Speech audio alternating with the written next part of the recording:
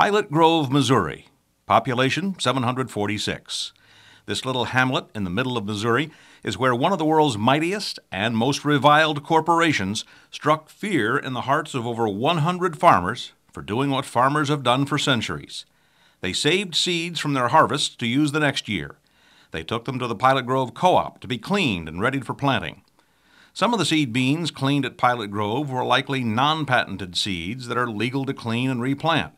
But some may have been seeds with Monsanto patented gene traits. If farmers buy seeds with Monsanto's herbicide-resistant and/or pest-resistant traits, they sign a royalty agreement pledging not to save and reuse seeds.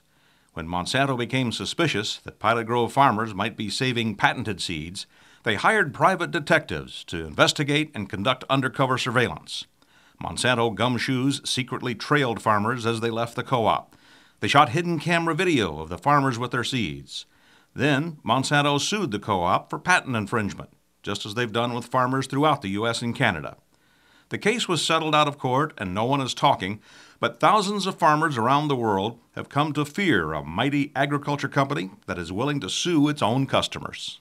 Well, we know they have the power, and this demonstrates that they're willing to use it. I simply cannot understand how Monsanto has been able to do that, and yet the farmers have not really raised a protest. I mean, that talk about un-American types of activities. I thought it was a terrible PR move from the beginning. It simply shows how much power Monsanto has, that they can treat farmers in this way. More about Pilot Grove a little later. We do not endorse breaking the law. If the law is bad, it should be changed. But our domain is in the area of competition and that sort of thing, and antitrust. But as much as we dislike what's going on, we do not condone anybody breaking the law by infringing the patent rights of anybody, even Monsanto. Monsanto's police state attitude is part of its corporate culture. I learned that when I stood at the edge of a public street next to Monsanto headquarters shooting video of one of their corporate signs. What is this? I'm just taking some pictures of the Monsanto sign here. Do you have a photo release? No, but I'm out here on the public street, so I didn't... Well, you really aren't supposed to take pictures of anything that has to do with Monsanto. If I'm on this is a public street, I should be able to do whatever I want to. I'm not... Well, not to take pictures of Monsanto, though. That's just, I know it's a public street, but that's not public. The signs out here aren't visible from a public street. Well, do you have a card or something, or is there why are you taking pictures of our sign? Because I want to take pictures of the sign. Do you have a card? I don't need to give you a card. Why? I'm out here on a public street. $2.70. She called for backup, and I walked away. My car was in a church parking lot across busy Olive Boulevard, well away from Monsanto property. That didn't stop Monsanto security from leaving the company compound to pursue me in the church parking lot. What followed was a low-speed chase in circles in the church parking lot as the Monsanto security cop tried to follow me. When he saw me put the camera out the window, he slithered out of the church parking lot and got the local police to stop me later and find out who I was.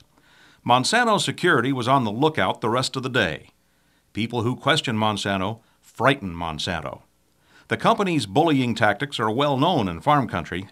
If you're a farmer and they think you've cheated them out of patent fees, they'll come after you, dead or alive. The Brumback family near Pilot Grove is a perfect example.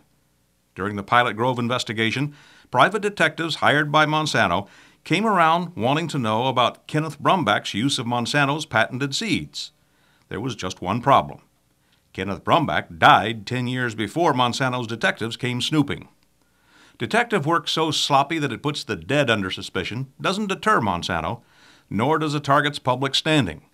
Wes Schumeyer is a Missouri farmer and state senator who tried to help farmers with legislation aimed at allowing them to legally retain Monsanto seeds. Schumeyer says Monsanto investigators even started looking around his farm in what he viewed as attempted intimidation. The sad part of it is that I personally believe in a competitive world, that domination through innovation and domination because you have in a market because you have done an excellent job in providing the best technology, the newest technology, the latest technology, that you have the best product out there that makes whoever the best buy or the most money. The problem is we have domination through intimidation.